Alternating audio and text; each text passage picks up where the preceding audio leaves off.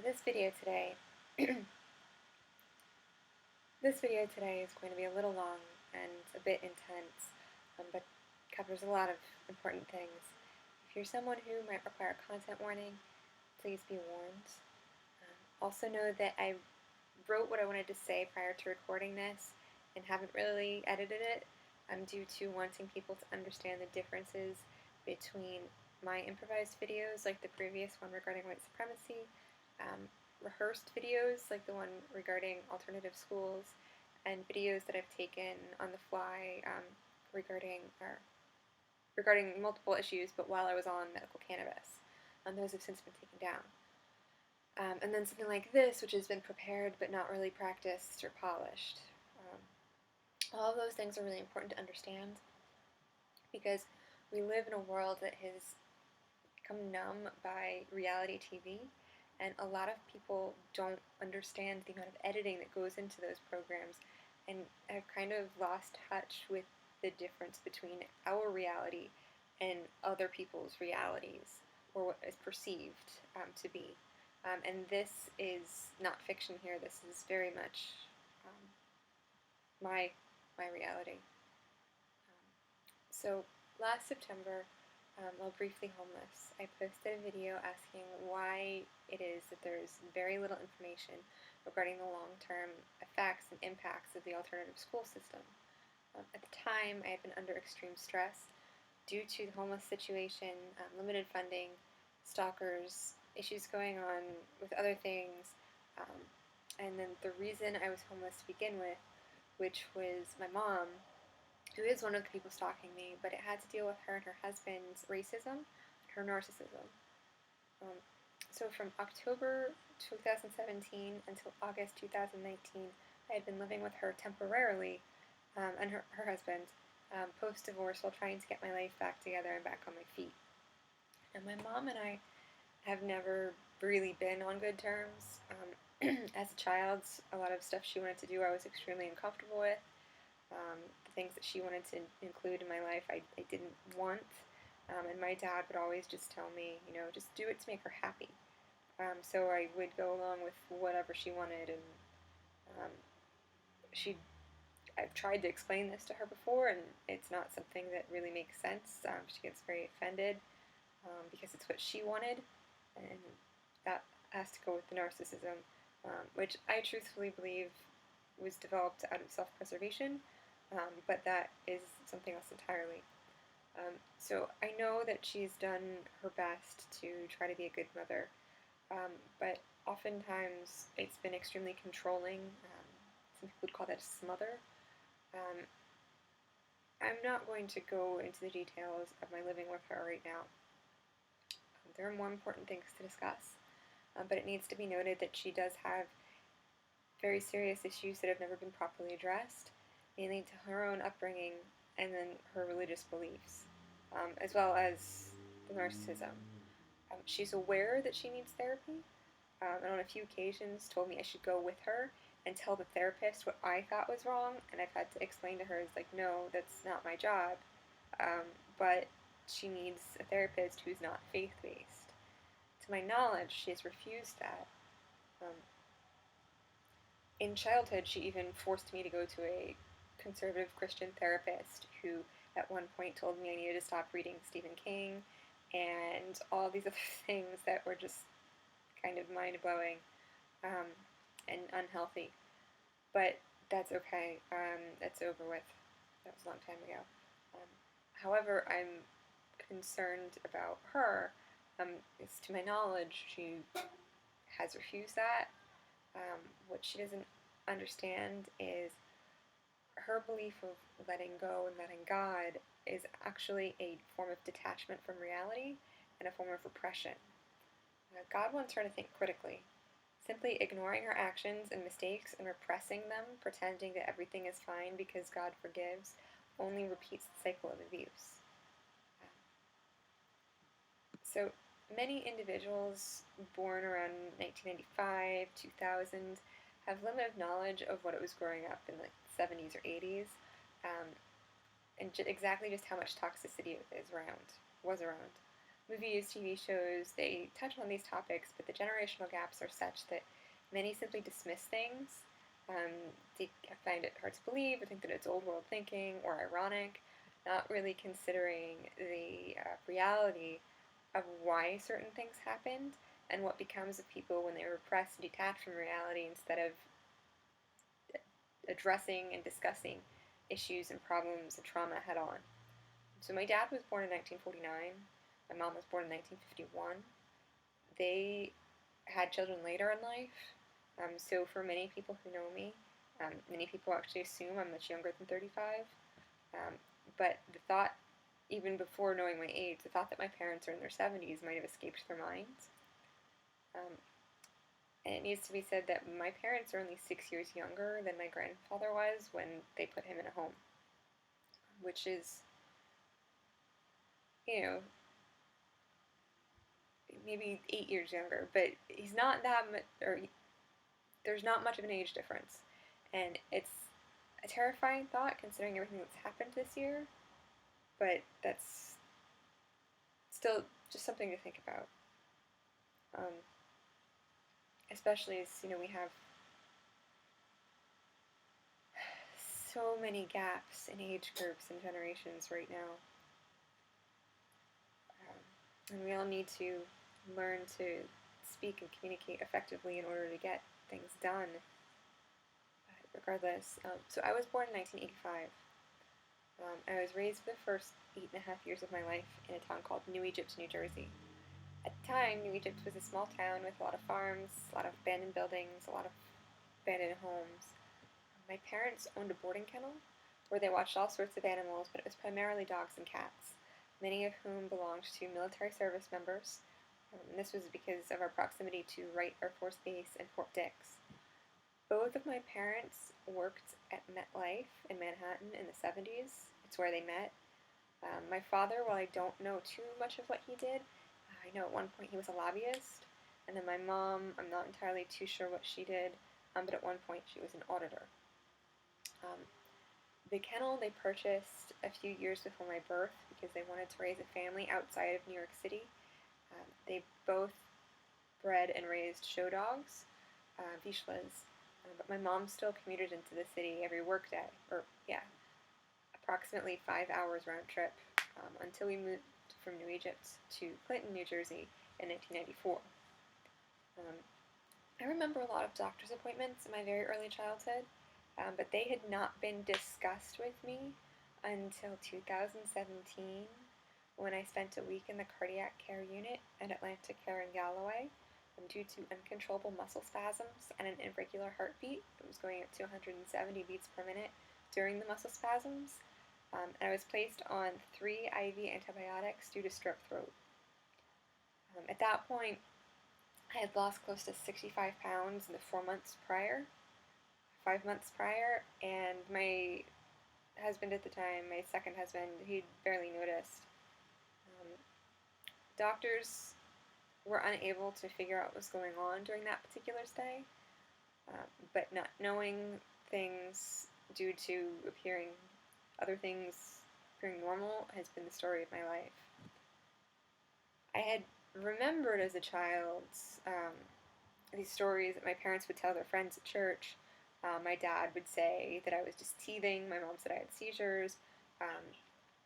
I remember growing up just dismissing my mom because my dad said I had been teething. So for years, I didn't know that at 8 months old, I began flailing and having muscle spasms, similar to the ones that reappeared in 2016, that I was then hospitalized for in 2017, that are triggered by the cold. The same muscle spasms actually also happened to me at age 8, like 2 days before I was taken to the hospital for bronchitis, pneumonia, and the chicken pox that hit all at once. I ended up missing the first 6 weeks in 2nd grade. From 8 months old until approximately 3 years old, I was treated at St. Barnabas Children's Hospital in Lakewood. Doctors diagnosed me with myoclonic seizures and treated me with phenobarbital for years, but evidence of seizure was never found. Supposedly they did a lumbar puncture, which was lost, and decided not to do one again.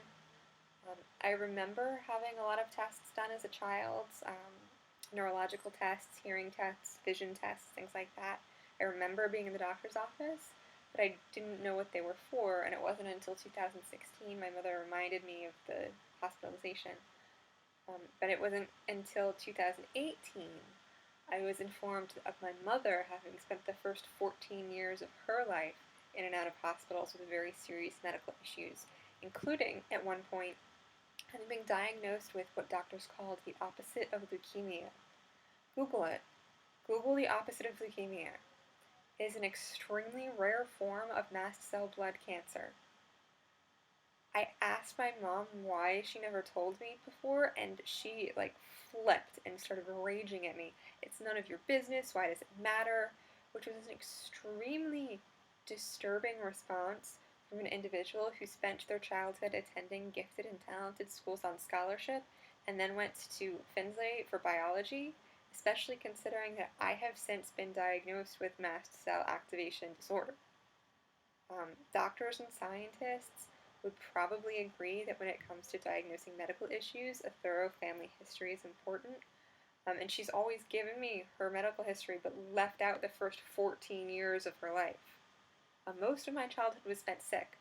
I was in excruciating pain. I had insomnia. I used to get strep throat all the time, bronchitis all the time.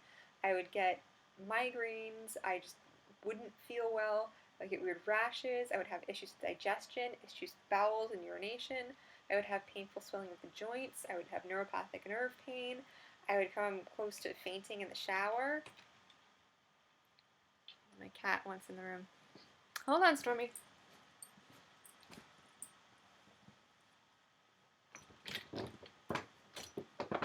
Can you make it? Are you coming in? Thank you, Good Storms.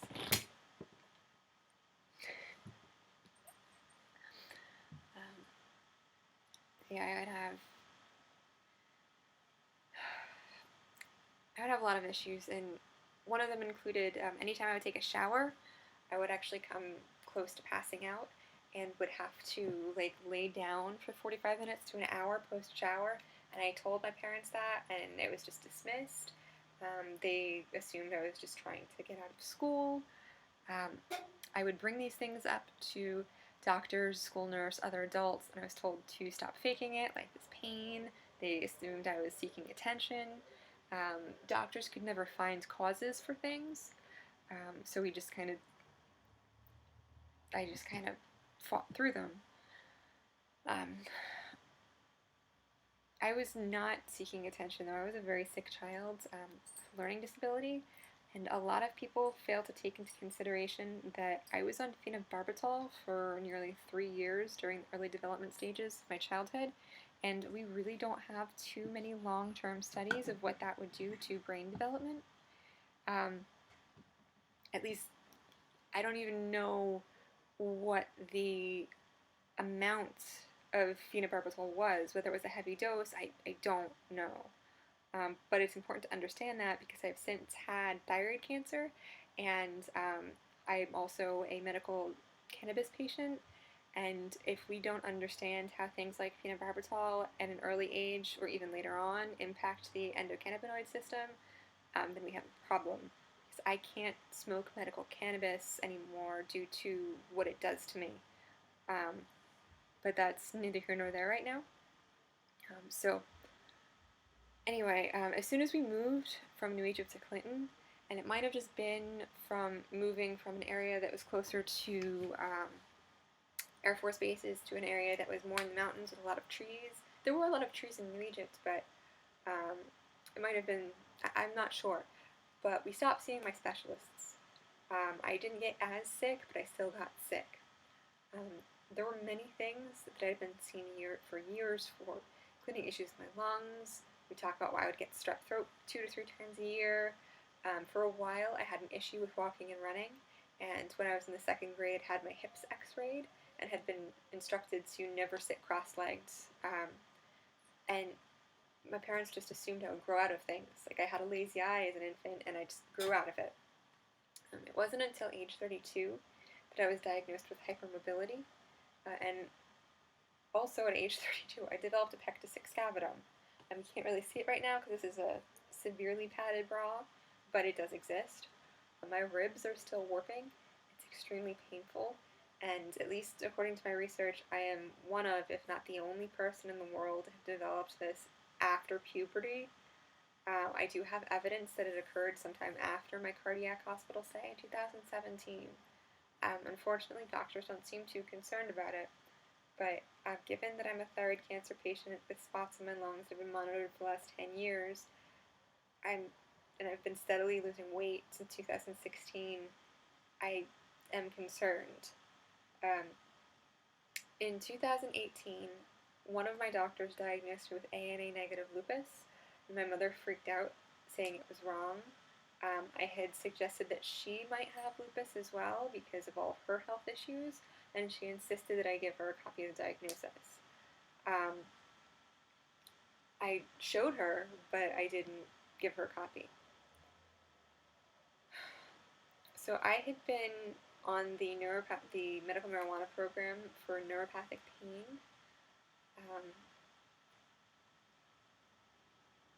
And it was also one of the only ways I could actually consume food for a while. I was burning close to 7,000 calories a day. She didn't understand why I would just isolate myself and spend all my time eating and sleeping off pain. It was very stressful. She would actually get mad at me because I didn't want to sit and watch television with her. I don't watch television. I try to limit my computer and phone use due to the fact that it makes me lightheaded and dizzy and gives me a headache. If I spend a day staring at a screen or using social media or something like that on my phone, I can barely function. And that's not how I want to live my life. When I was 24 years old, I was initially diagnosed with thyroid cancer. There is a possibility that the doctor who made the initial diagnosis in 2010 at Hunterdon Otolaryngology, Dr. Maniar, would remember. My mother insisted to attend every single appointment with me. I had just moved home from Toronto, I had just gone through my first divorce, and been living with my mom to get back on my feet. Just kind of like, okay, you can come with me to my appointments, Mom. The moment Dr. Maniar informed me of cancer, my mom freaked out and insisted that I only see her doctor, who was another doctor at the same clinic as a man. I wasn't allowed to have a say. I tried. At 24 years old, my mom wouldn't allow me to manage my own medical care. She took over.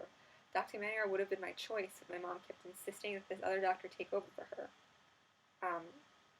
I don't have any complaints, but there's a possibility that if Dr. Maniar had done the surgery, I wouldn't have gotten a neck infection that required me visiting the office every day for a month to have my neck suctioned out and stuffed with steri tape.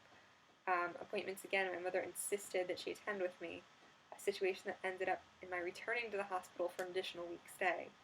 It took me over a week, almost 2 weeks, to recover from the thyroidectomy in the hospital, and then a month to recover from the infection. During my initial stay, before my surgery, without my consent or knowledge, my mother invited all of her friends, to come to the hospital and pray over me. I woke up from a nap to find 5 women in a circle laying their hands on me. I am not a Christian. My mom doesn't care and has been trying to save me for years. I did not want their prayers. I wanted my mother to leave. I had asked her several times to leave the hospital. She said no. While there were fewer of her friends who visited me during my second and third surgeries in 2011, she still refused to leave the hospital rooms then. And it's important to note that I still don't know a lot about my first surgery, due to the fact that they likely told my parents everything, and then my parents didn't tell me. I know that it was supposed to only take 2 hours, but it took 5. They ended up doing blood transfusions. It was a lot more mass than they expected. The doctor was very concerned at one point and came out and talked to my parents about something, but they never told me what it was. They didn't think I would talk again. All of these issues, but she She took over for every single doctor's appointment. I wasn't really allowed to ask questions or answer them. She just took over. Things got so bad that one of my specialists had to call another doctor and ask him to take over my case because he could not handle my mom. That doctor, the first one, might not have been aware of this, but when he made his call in the hallway, we overheard it, and right before my second surgery, the new doctor informed me that I was supposed to be this massive problem patient, and was delighted to find that wasn't the case. I kind of laughed and explained what had happened and that it had been my mom that the doctor had the issue with. Eventually, after all of those appointments and my second and third surgery, I explained to her, and she calmed down, but it doesn't really matter because I had been 24 and 25 and perfectly capable of handling my own medical issues. She was there for moral support, not to take over. So there's a reason this is mainly about my mother, and that has to do with narcissism.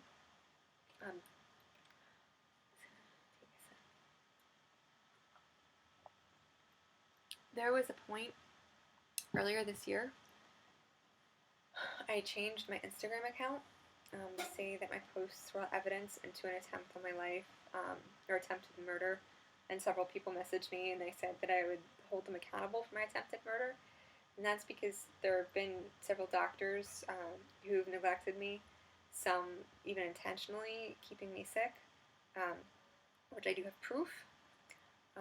Not a single person who knew me knew the truth about my childhood or my parents. And to say that I have proof, I had proof of something, and I need to discuss it with attorneys. But unfortunately, because of issues with my mother, issues with stalkers, issues I was dealing with this year, I have not been able to find an attorney. I had tried last year, and it's a very complicated case. So while those posts that I made on Instagram will subsequent posts that followed will be discussed in a court of law, I'm not discussing them here, but it's important to know that people in my life failed to know or remember what my career had been prior to my giving up my career to move in with my second husband, and that my social media may have been watched by certain people, and that I had previously had high-end, well,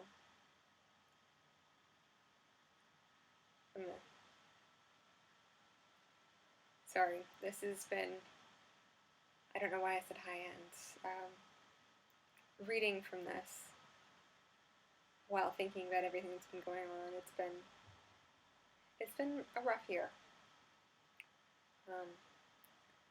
But there are a lot of things that people either didn't know or forgotten, and because of that, and the video that I posted in September of last year, there's a possibility that might have been seen as an audition tape. So I did things for reasons to protect myself and to protect other people, but that is going to be discussed at another point in time. There are multiple ways to send a message, and we've become completely detached from reality and programmed to view things in very specific patterns and specific ways due to photo filters, social media, advertising, algorithms. But we need to talk about that, especially with so many different kinds of neurodivergence and so many different kinds of people. But that particular conversation is for another day, and something I hope to involve multiple scientists, psychologists, and special education teachers. So, when my parents discuss me, they still see me as a child. When discussing my childhood, they'll fail to mention a few key things. When I was approximately 3 years old, perhaps a little younger, it was discovered that I had vaginal tearing and had been masturbating frequently, including in public.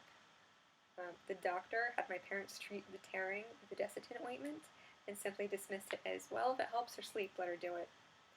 Approximately the same time, my parents noticed how I went from being a very bubbly and very happy, talkative child and friendly with everyone to suddenly withdrawing, being quiet, and in fear of nearly everyone and everything, including my stuffed animals.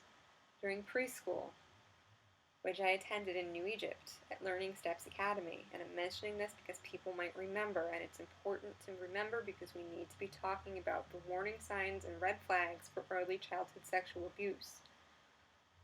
On days that I was able to fall asleep during nap time, I would be separated so that I could masturbate in the corner. During kindergarten, I remember a boy named Kyle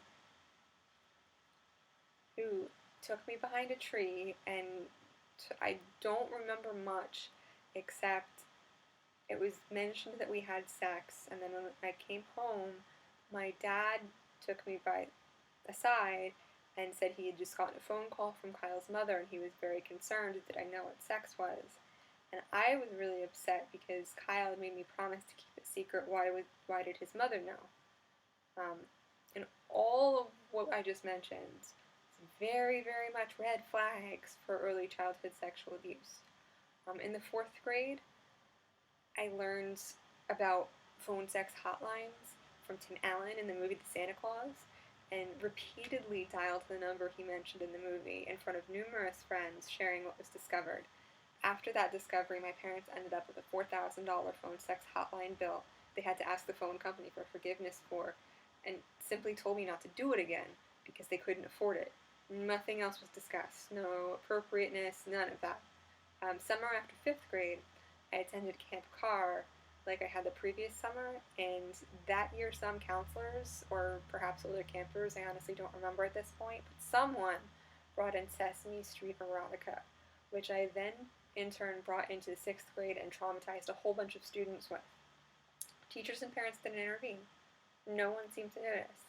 Summer camp after 6th grade, I attended an international sports training camp for the first time. I met a camp counselor who was either 17 or 18 years old and kept in touch with me via AIM once camp ended. There were several inappropriate chats that were held online, and my former 7th grade classmates would remember the boyfriend that I made up. It was this camp counselor. But I made up a story that I was dating this guy who was in the mafia and had lots of C3s and eventually got ran over by a steamroller because I couldn't bring myself to tell them the reality that it was a camp counselor and I was 12 years old. Children with learning disabilities, especially children who have been abused and sexually abused, communicate in ways that are safe for them, and sometimes, especially those with CPTSD or ADHD, it includes making up things that seem unrealistic but have a basis in reality. And often it's because telling the truth isn't safe. I had no privacy at home, so despite all of what I just explained, none of it was ever mentioned or discussed. It was all just ignored, but I had no privacy. My parents punished me for trying to find myself because anytime I would write something in a journal, my mom would find it and attack me for it. I wasn't a conservative Christian like they were, and I constantly questioned everything. I didn't like doing homework. For a child with a learning disorder, social disorder, homework's kind of last priority. Brain kind of couldn't focus when I got home from school.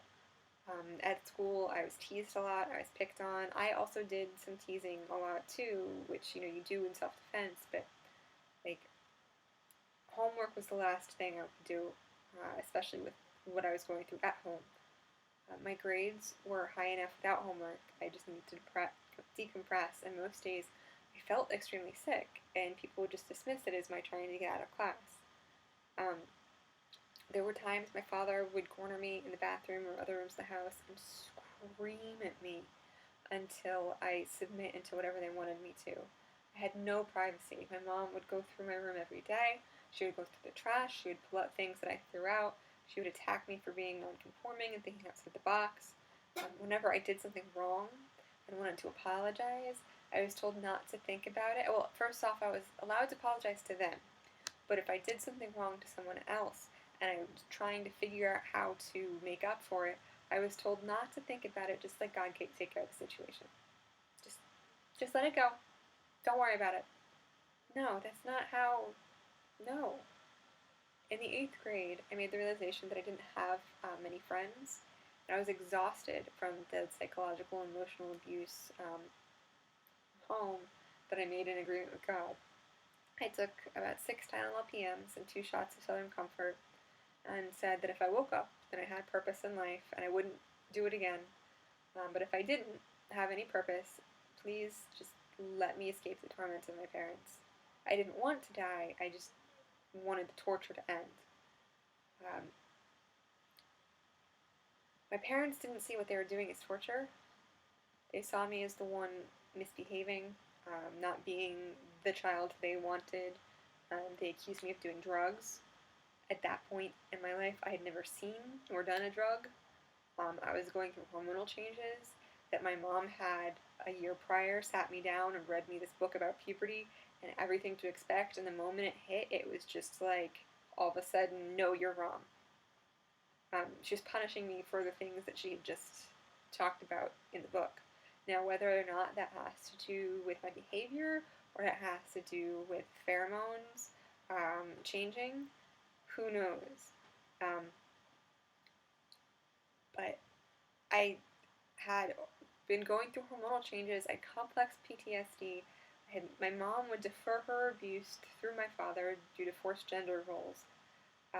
There was a particular day in the 8th grade where I told my therapist about the SoCo and Tylenol thing while recognizing that I didn't have many friends. She either forced me to call my parents or she called them herself. I'm not sure. But I do remember being pulled out of school within 45 minutes and by my mother, who took me to a clinic, a mental health clinic, where she demanded that they admit me immediately. It was not a suicide attempt, and I need to mention this very clearly because it was after that point that what I learned was that the only way my parents ever took me seriously was if I threatened suicide. That was it. If I was having an anxiety attack and somewhere that I needed to leave, if there was a creepy person stalking me, if I felt my life was threatened by someone else, if there was an uncomfortable situation, it didn't matter. I had to deal with it unless I told them I wanted to kill myself. That was the only time they ever listened to me. And it's really unfortunate if that is the extreme that someone needs to go to communicate with their parents. Because I tried, and I was told I was wrong. Anyway, after some testing with that trip with my mom, in the conversation, it was agreed that I was in fact not a danger to myself or anyone else, but they did enroll me in outpatient therapy with weekly drug tests because my parents insisted that I was not their daughter, I was on drugs. The weekly drug tests always came back negative. I never did drugs. It was through attending weekly group therapy I learned about things I had not heard before, like cutting, and was offered my first cigarette. I started smoking at age 13 because of group, and thankfully, the cigarettes helped with my migraines, at least temporarily, and they did help with my anxiety, which I wasn't even diagnosed with and didn't know that I had anxiety until about 4 years ago. When I was 13, I tried cutting once. I didn't even make a mark. It was like a fingernail scratch. I didn't like it, and the thought of it bothered me, and I was like, I'm not ever going to do this again. My mom, because I had started smoking, became suspicious of why I was in the bathroom, came in, searched it, and found a very small kitchen knife, and threw me to the ground, and would not let me move. She called my father and a neighbor and insisted they take me to carrier. She could not do it for herself. Like, it was just too much for her to take me to the clinic. I didn't really cut myself. Like, I was curious what it was all about, and then she accused me of drugs again. When my father got me there to the clinic, and they began their intake, it was determined that due to lack of physical evidence and the intake questionnaires, it was highly unlikely I would harm myself again. I was drug tested, which came back negative, and I was instructed to continue the antidepressant that I had been on. Right now, I don't remember which one it was. I was on a couple different ones, but it might have been Prozac. That was the one I was on the longest. After this particular incident, my mother demanded I be reevaluated because both of my parents felt that I was no longer their daughter and insisted that despite my negative drug tests, I had to be on drugs. Every day, I fought with them because I had a learning disability and I had a very hard time doing homework. All I wanted to do was express myself to get through what I was going through, and draw, paint, sing, and dance, and read books. I read so many books. Instead, and I have for most of my life been an introvert, and that really seems to bother my family that I'm an introvert. Um, so instead, my writings, which had been on the darker side, because I wanted to invoke emotion, um, they were questioned, and it got so bad that anytime I had to stop journaling because anytime my mom would find a journal, she would immediately take me to the clinic and demand they put me inpatient. And they would read it, and it was just kind of like, no, this is. We would discuss it, and it was just like, no, this is not. There it got to a point where they. I was goth as a child. Um, my parents hated it, and that's just what it was. I was goth as a child. I wasn't allowed to wear the color black. It didn't really matter. But the reality is that being happy and bubbly 100% of the time is not healthy. We need to express the darker sides. We need to discuss these things. We need to discuss death. We need to discuss violence. We need to be discussing the reality, because when you just kind of cheerfully gloss over and pretend that stuff doesn't exist, it's repression, it's detachment from reality, it's dissociation, it's completely unhealthy, and it builds an unrealistic expectation for what's to come.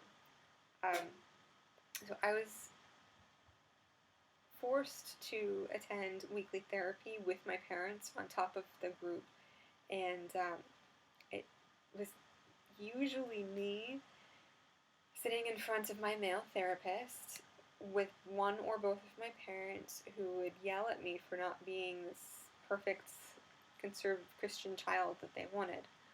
I was a pro-lifer, I was a humanitarian, I was the one who didn't open any of my Christmas gifts because they were all contemporary Christian rock CDs I refused to listen to, and that's all my parents wanted to buy me. During the genocide in Kosovo, I found a website where field journalists photographed the bodies of the dead and posted them in hopes of finding people to help somewhere to assist them in stopping the horrors that were occurring.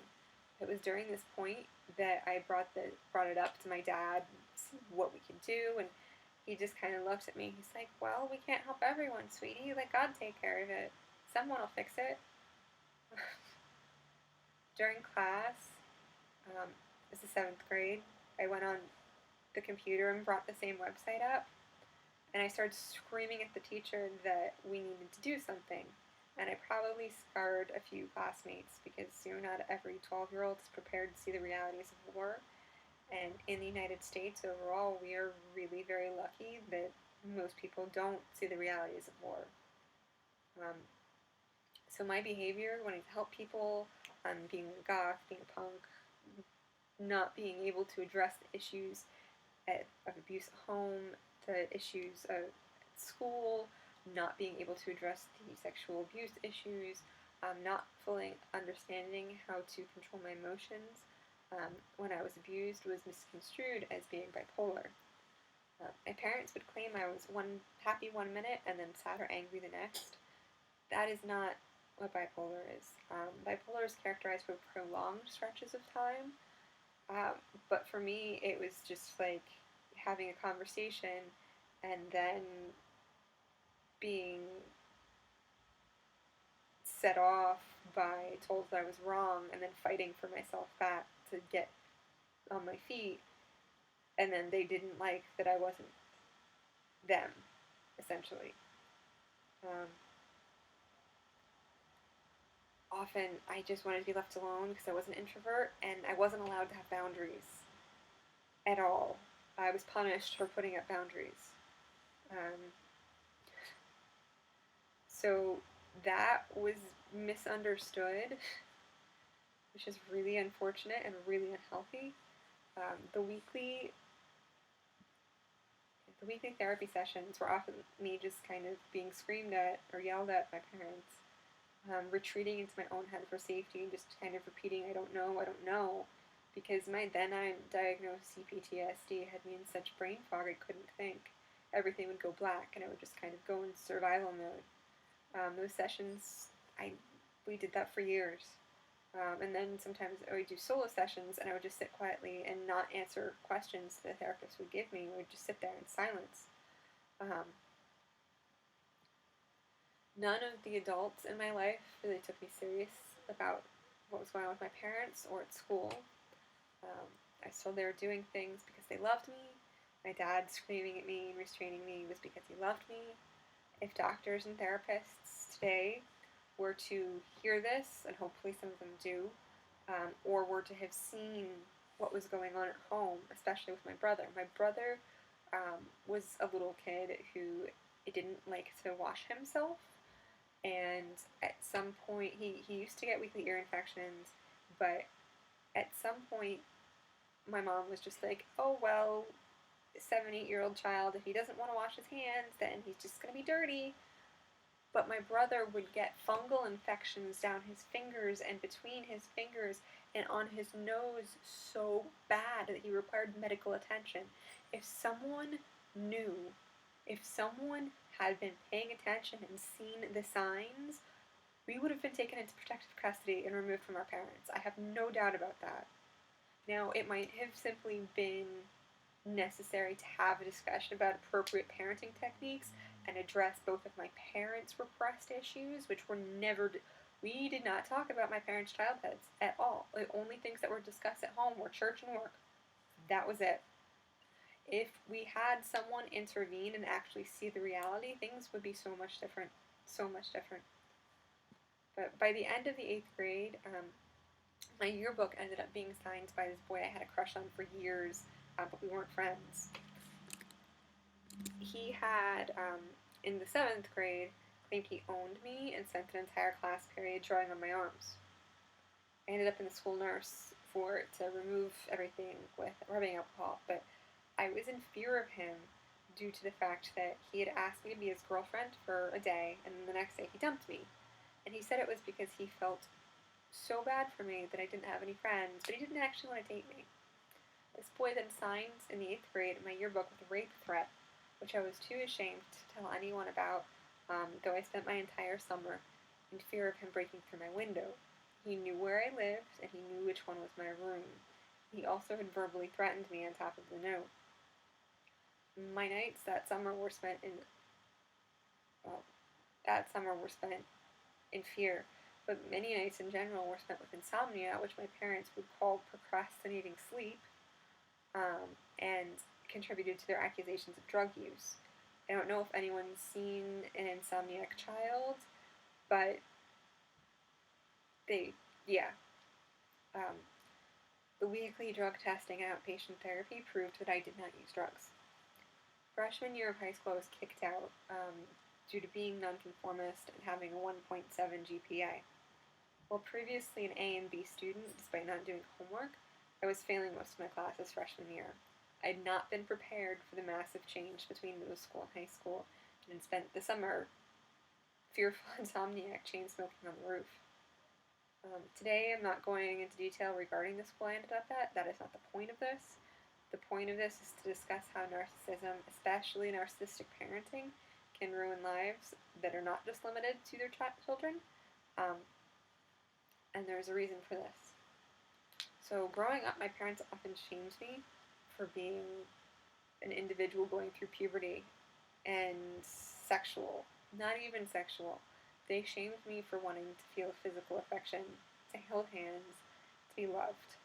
There were former classmates and former churchgoers who would remember how some inappropriate behavior of mine was.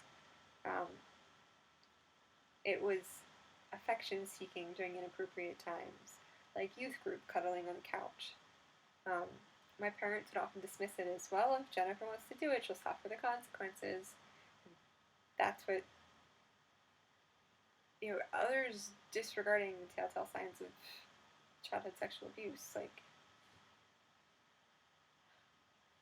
that was a sentence I wrote that doesn't make sense when I say it out loud, but I think you understand what I mean. There were others who witnessed it too, and kids, other adults, and it was just I think that's what I meant to say. I apologize. There was one instance when I was 15 years old during a Sunday school class that there was a debate about something, and again, I was forced to take these classes. I didn't want to.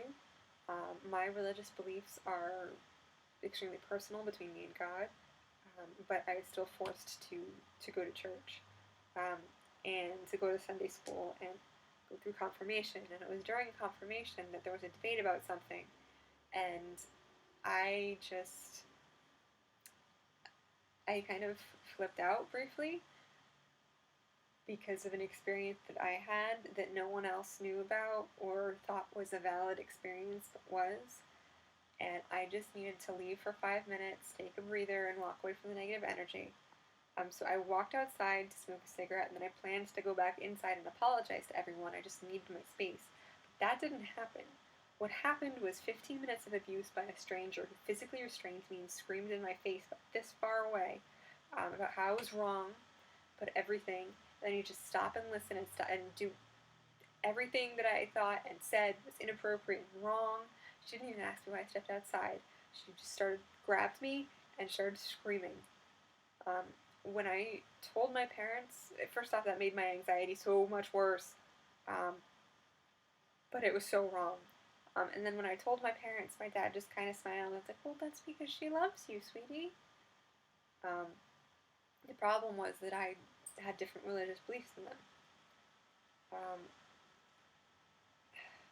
I had the habit of questioning everything.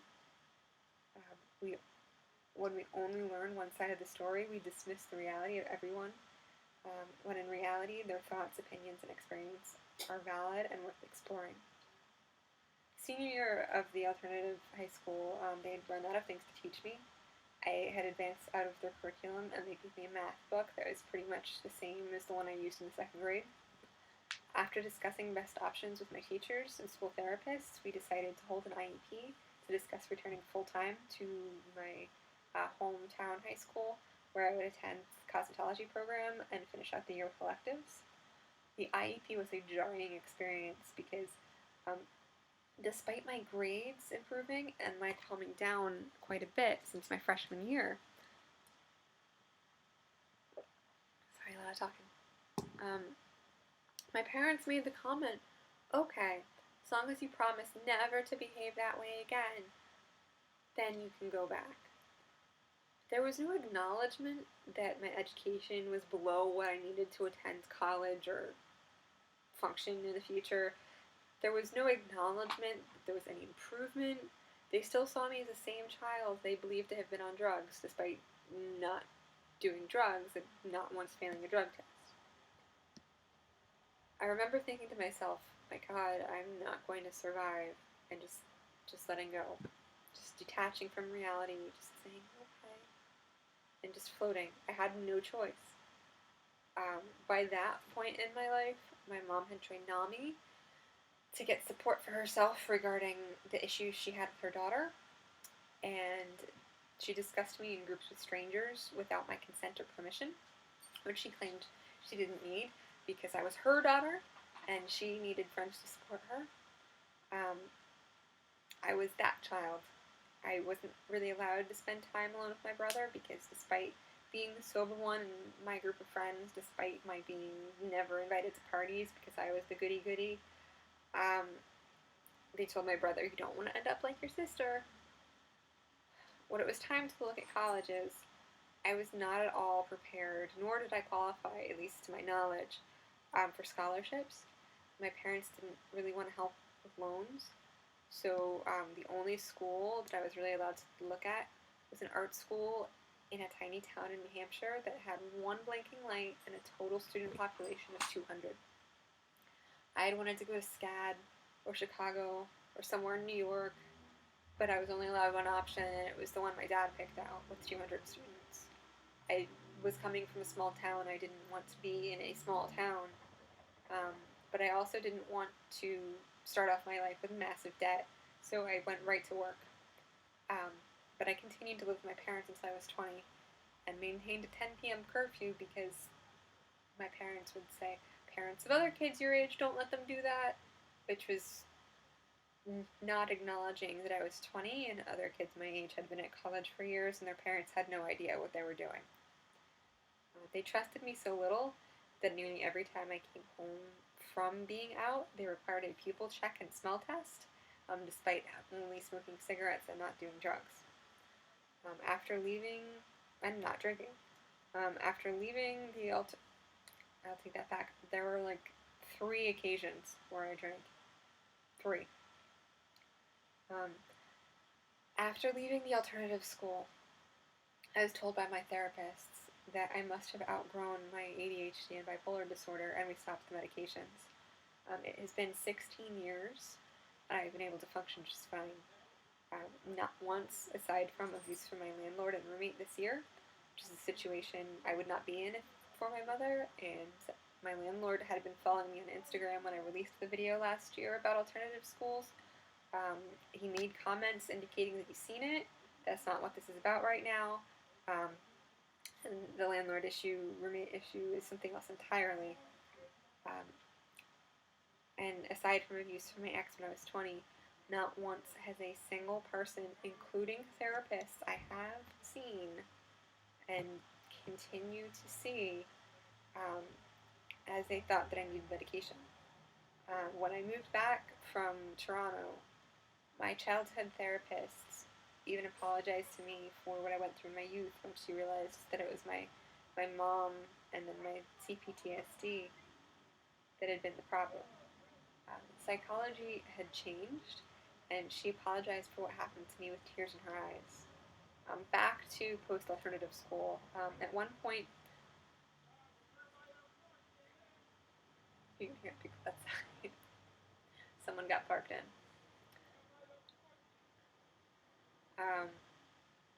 So after being told that I must have outgrown the bipolar disorder, my mother mentioned it to her NAMI group, and someone there wanted to do a documentary on me being the first person to beat bipolar. They wanted me to do a video diary, and I declined because it would not be fair to individuals that actually had bipolar, as I knew I had always been misdiagnosed. It was just no one listened, and I just kind of, like my dad said, did things to make my mom happy. Today, I have no problem sitting with as many therapists and scientists as necessary to reach a general consensus that no, I do not have bipolar disorder. I have and do see a therapist approximately once a year for the last few years, and learned and practice REBT, which has been absolutely life-changing for me. People, my mother included, tend to forget that the purpose of therapy is to no longer need therapy, and learning to work through our own shit without the help of someone is the end goal. There is no shame if we need someone, and I have no problem admitting when I do. I will absolutely need to see a therapist once I get out of this situation that I've been in this last year, but there is no shame in it. There are many people, especially children, who are still learning to function in the world around them. They become misdiagnosed and forced onto medications they don't need. They need someone willing to explain and prove where certain schools of psychology and ideas and thoughts have failed them. This is the nature of science, and if no one stands up to explain these things, progress is not made, and lives depend on it. Why am I discussing this? Well, let me go back to why I was homeless. I'm not going to go into detail about my living experience with my mom. It was meant to be temporary, but because I am medically ill, it was lasting a little bit longer. Like previously stated, I developed a pectus excapitum 3 years ago at age 32, um, almost 3 years ago now. The majority of my income was going to feeding myself and buying medical cannabis so that I could feed myself. I have lost so much weight. After the initial 65 pounds, I've lost approximately 10 pounds a year. Um, this year, I lost like 20 or 30 pounds and then gained 10 back, but still, I have not been able to stop losing weight. There was even, the doctor who diagnosed me with lupus, but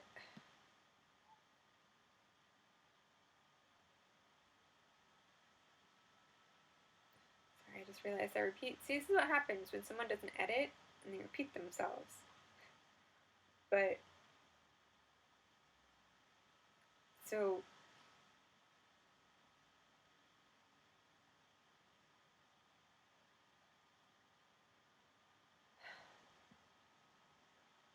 that was one of the reasons why I wasn't able to leave my mom's as soon as I wanted to. So, both of my parents, while somewhat supportive of my education when I lived in Toronto, they were supportive of my education, but they weren't really fans of my deciding to do hair and makeup. It took me a while to convince them. And while my mom assisted in paying for education in Toronto, something that would not have happened had my 4 years younger brother not obtained a full scholarship. She didn't pay for me the entire time I was up there. I'm mentioning this because when I lived with her, she felt like I was taking advantage of her, and I didn't mean for her to feel that way. But she frequently will bring this up, that she supported me the entire time I lived in Toronto, and that is not true. She seems to forget that she helped pay for school, and then 3 months after school, so that we could finish out the lease and I could look for work. And then after that point on, I was able to find a job and support myself and make a decent amount of money. Unfortunately, my work permit was denied, and then I had to move home in 2010. I got divorced. It was the recession. It took me nearly 2 years to find a stable job. I had been diagnosed with cancer. I was dealing with cancer, and I didn't take alimony from my ex. So when I moved in with my mom and her husband in 2017, it was to get out of my second marriage, but it was meant to be temporary, so that I could find a job and get my own place, get my life together. I didn't know what I was getting into. I didn't realize that she and her husband were racists. I mean, I knew about my mom. It was very seldom she would make racist comments and just kind of look at her like, well, what did you say? But I didn't know to the extent that her and her husband were. And I spent nearly most of my time away from them, avoiding contact, feeding myself, or laying in pain, trying to just get through the pain.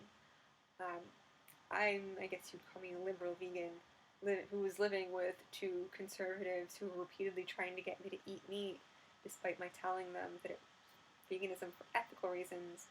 There's more than just tension there. It's very uncomfortable. I didn't know what to do about the racism, although I did speak to multiple people about it. But it took me a while, but I finally found a desk job with a decent salary. My mom, for some reason, for the first 4 or 5 months, would ask me repeatedly to bring her into work so they would hire her.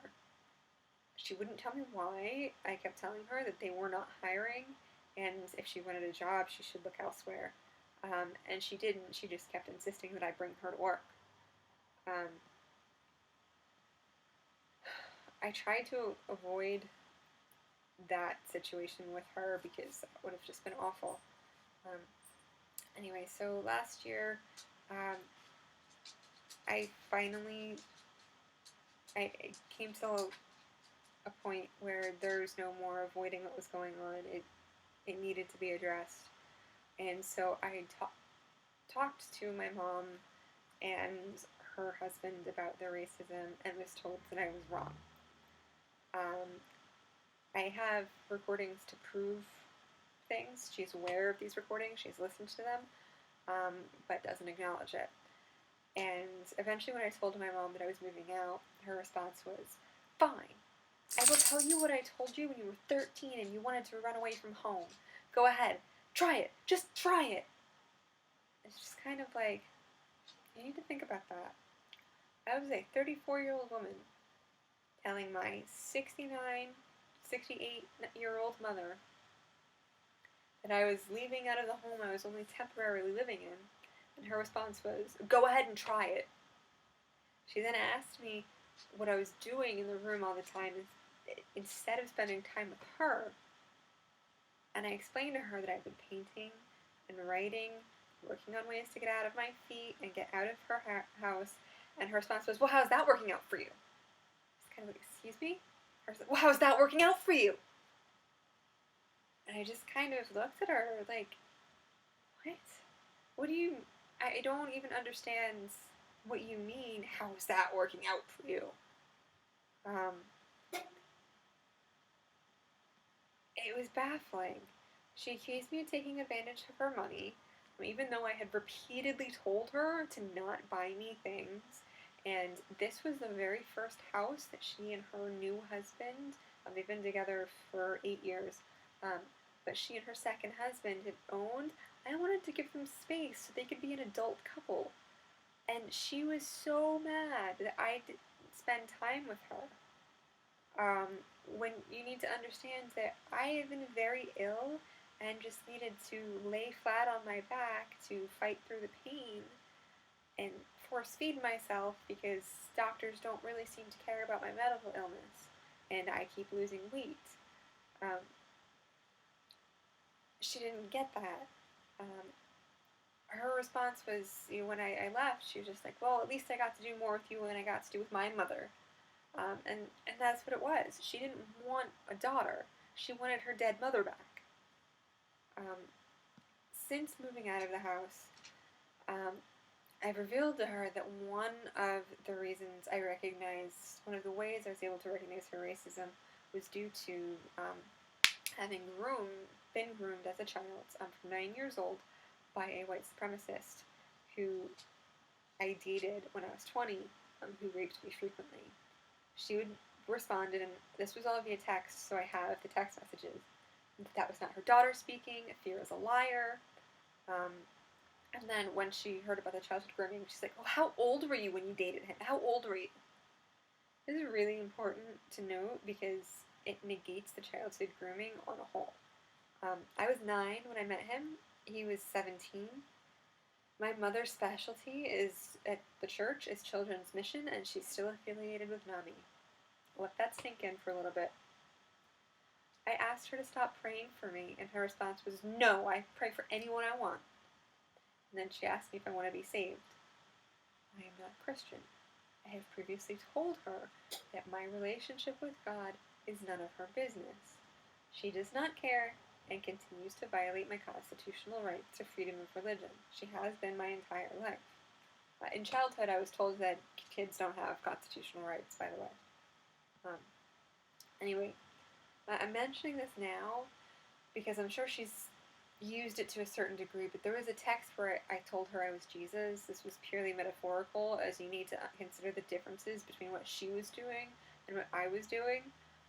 I had left her house because she and her husband see Hispanic and Latinx illegal immigrants as less than human, and believe that they are doing God's work by using children's missionary texts that discuss other cultures' belief systems in a hateful way, and that they need to be converted. They chose to go on a mission trip to Germany because Europe was where they wanted to go on vacation. When they came home, they spoke to their primarily Latinx and Black church about Germans and life in Germany. after a church service, approximately 1 year later, in fact, the reason I ended up reporting them, my mother complained that part of the service was given in Spanish instead of English, and her husband said that it was because they were just growing out of bad habits. My mother also, in 2001, 2003-ish, took the side of a registered sex offender when he got caught with child pornography on his computer. Despite that man being a teacher, a Sunday school teacher, and close friends with my little brother, her concern was more for him and his wife and their reputation than anything else. You need to consider the psychology here, and that no one in the church she now works for knew her or her husband until just a few years ago, and that she still touts an affiliation with NAMI and works with children.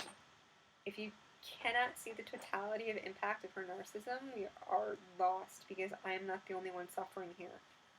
Since moving out of the house, she's stalked me repeatedly, including after I have asked her to stop. She has also called the police on me many times for wellness checks due to my posting selfies on Instagram. I have video footage of this. Well, at least video footage of the police showing up due to a selfie. She's called the police so many times that she's prevented me from reporting actual crimes, including trafficking, rape, other potential stalkers, and crimes that I'm not able to discuss right now due to potential investigation. She's prevented me from receiving necessary medical care, not understanding that my local hospital doesn't always understand what they're doing. She's prevented me from obtaining attorneys because of her involvement with other individuals who have zero clue about my life.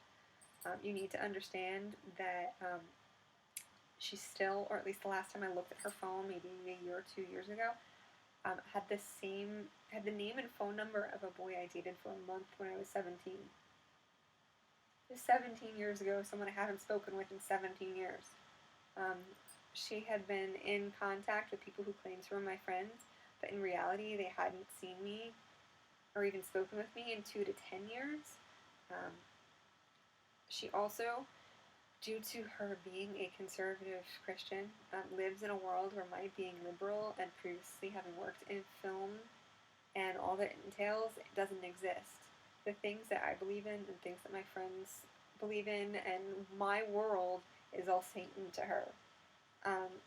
While I have not seen from her, I have not seen or heard from her in a few weeks. I'm going to share an email exchange from a couple weeks ago, because things got to a certain point where she actually had, I asked her to stop.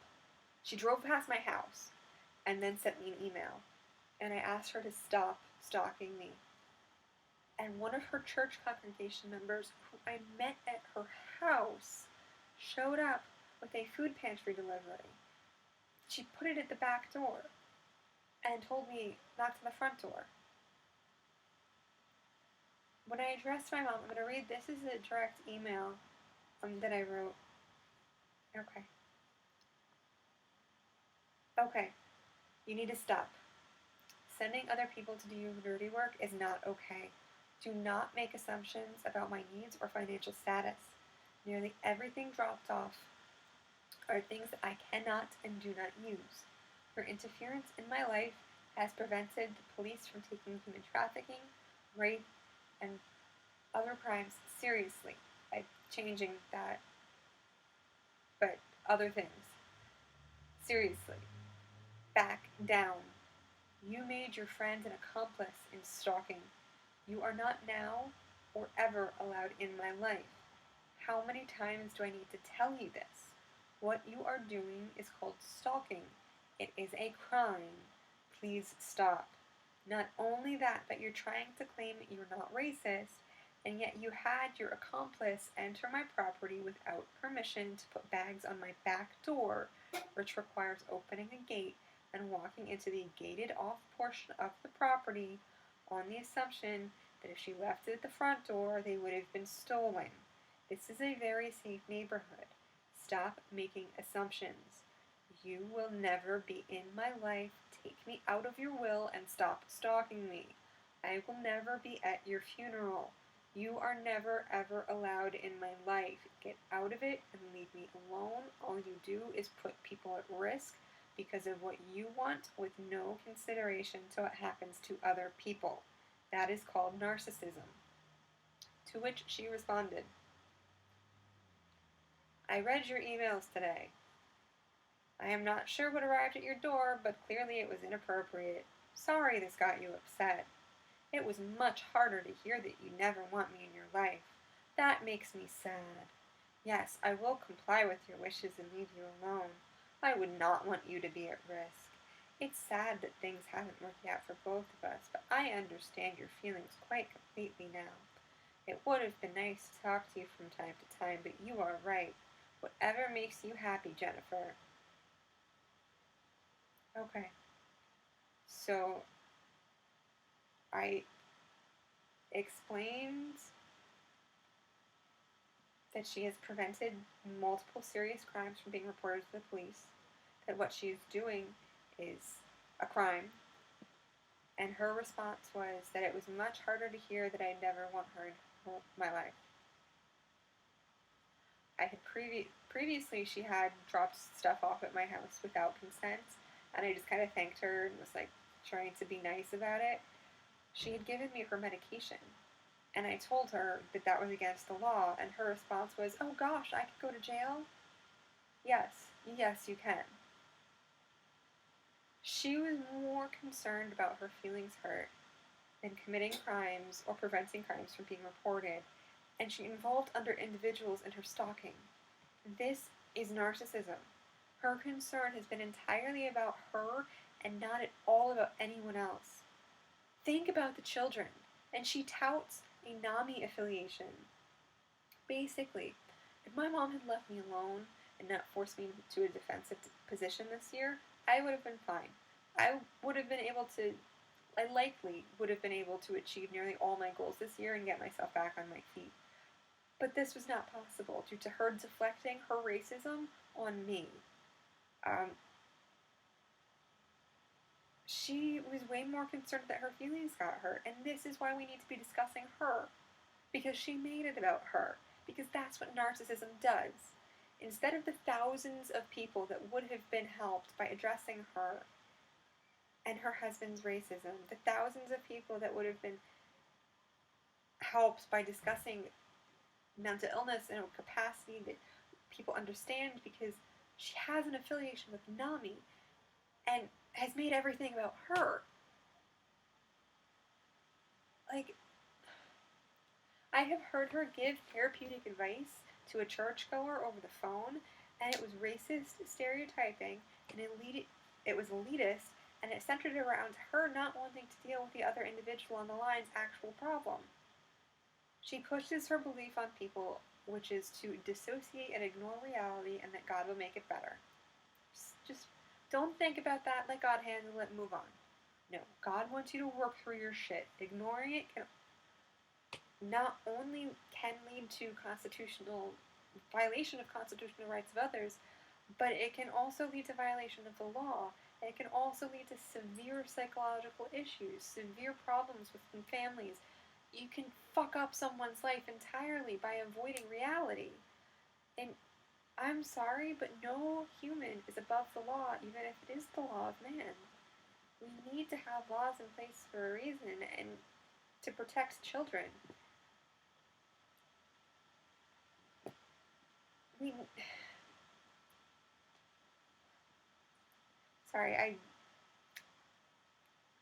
My reading I said we have laws in place for a reason, and it is to protect people. We need protection from her and other people like her. I misspoke what I had written, but yeah, basically. This year, I'm grateful to be alive along with so many others, but if we do not address the very serious issues going on in our country instead of dismissing them because of a virus, there will be no country to return to once the things level out, if they do. The bottom line is this: if we do not hold each other accountable when it comes to crimes against humanity and racism, crime against humanity, narcissism, gaslights everyone. It's a crime against humanity, absolutely. Is just as bad as those committing the crimes. And this was never a cancel. I was bringing to light some very serious issues that need to be addressed, and people wouldn't even listen due to presumptions. My mother gave up her understanding of science due to her belief in a God that wants women to submit to their husbands, no matter how painful or uncomfortable a situation may be, no matter the actual scientifically studied and documented psychological damage that does to an individual.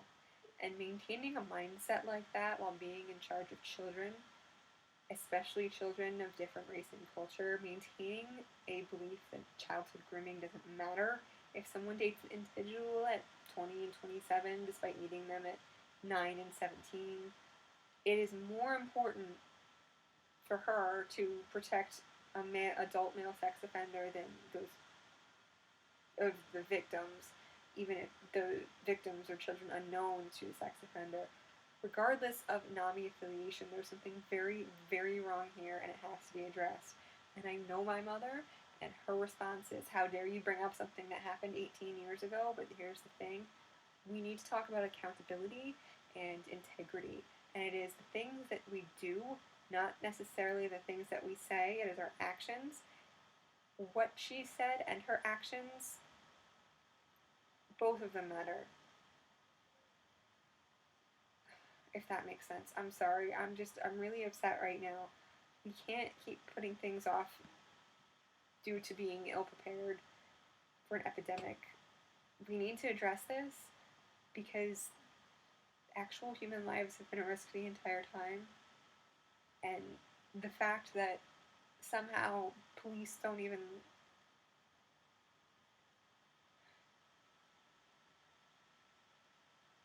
We can't pretend these things don't exist. I'm sorry that this is a little bit tangent-filled. I'm sorry that some of it might not make sense. It's been a lot. It's been a lot. I'm not going to edit this. Like I said, I just kind of wrote it raw from the heart. Probably could have edited it. There are probably more things I can say. But the bottom line is everyone's perception of reality is very different. And neither of my parents knew what I was going through as a child because I could never talk to them about it. And at a certain point in my life, I forgave them because they didn't know any better. They had their childhoods, whatever they were like. Like, I found out 2 years ago that my mom was punched in the face when she was 12 by her father. Whatever abuse she went through childhood, she never mentions to us growing up. Whatever my dad went through his childhood, he never mentions to us growing up. My parents' relationship, they never discussed it in front of us growing up. Everything, none of it was, we were kids. Why should they tell us what business was ours? So it's important to understand that mindset because of generational gaps. And that's why we need to be having these conversations. We just dealing with narcissism in the public because of public figures, because of people not getting the help that they need. We need to be talking about this because so many people are being abused and they don't even realize it, and then by the time they get to a certain point in their life, it's just kind of like, okay, now what? I don't even know how to function because I never learned how to deal because of other people projecting their bullshit on me. I'm going to wrap it up. This has been a pretty long video. Thank you for listening. I apologize if it didn't make sense. I do a lot better with prepared thoughts or having conversations with individuals. If I had like a week to prepare this, it would have been much better.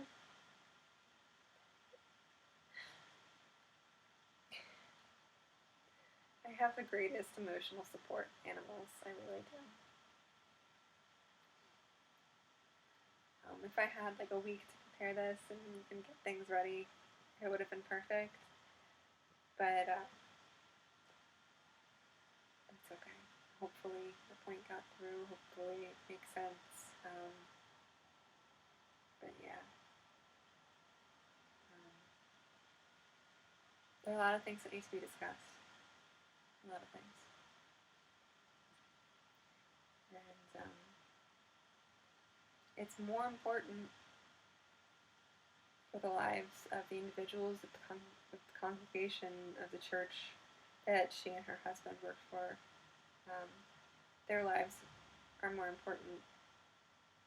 And I say that because what my mother and her husband do, their behavior impacts other people's behavior. It's like dominoes, especially when dealing with children. Children absorb everything like sponges and don't necessarily talk to their parents. They'll mimic. It's a survival skill. We mimic each other. And if an adult dismisses another adult's behavior as just, oh, that's old school thinking, I'm not going to think that much about it, without taking into consideration that their child has not learned how to filter that in that sense yet, or that filtering in that sense is very dangerous, especially if we don't discuss things, that child could have some very serious issues, especially if a child is dealing with an issue like childhood grooming, sexual abuse, and then my mom, who doesn't know or care, but instead just got offended. So anyway, thank you for watching. Thank you for listening. I appreciate you, and